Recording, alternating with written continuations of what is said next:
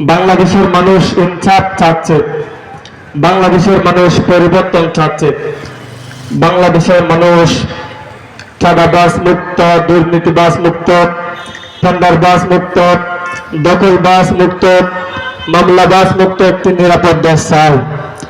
বাংলাদেশের মানুষ পেশি শক্তিকে রুখে দিতে চায়। সুতরাং বাংলাদেশের মানুষ এবার সিদ্ধান্ত নিয়েছে, তারা এবার হ্যাঁ ভোটের পক্ষে ভোট দিবে। জনগণ এবার সিদ্ধান্ত নিয়েছে, তারা এবার দাঁড়িপাল্লাকে বিজয়ী করবে। বাংলাদেশের জনগণ এবার সিদ্ধান্ত নিয়েছে, তারা এবার 11 দলীয় জোটকে বিজয়ী করবে ইনশাআল্লাহ। আজকে সারা বাংলাদেশে দাঁড়িপাল্লার এই জয় জয়কার অবস্থা দেখে একটি দলের মাথা খারাপ হয়ে গেছে। তারা এখন আমাদেরকে ভয় দেখাচ্ছে, তারা ভুলে গেছে আমরা খালিদ বিন ওয়ালিদের উত্তরসূরি, তারা ভুলে গেছে আমরা শহীদ হাফেজ আবু নাসের ভাইয়ের উত্তরসূরি, তারা ভুলে গেছে আমরা শহীদ আবদুল্লাহ সাহাবের উত্তরসূরি, তারা ভুলে গেছে আমরা শহীদ আবু সাঈদের উত্তরসূরি, তারা ভুলে গেছে আমরা শরীফ উসমান বিন হাদি ভাইয়ের উত্তরসূরি, তারা বলে গেছে আমরা শহীদ আল্লামা দেলোয়ার হোসেন সাঈদের উত্তরসূরি। আমরা মায়ের উদর হাতে পৃথিবীতে পা রেখেছি শাহাদাতের জন্য।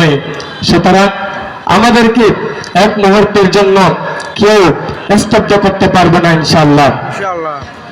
আপনি কাকে ভয় দেখাচ্ছেন?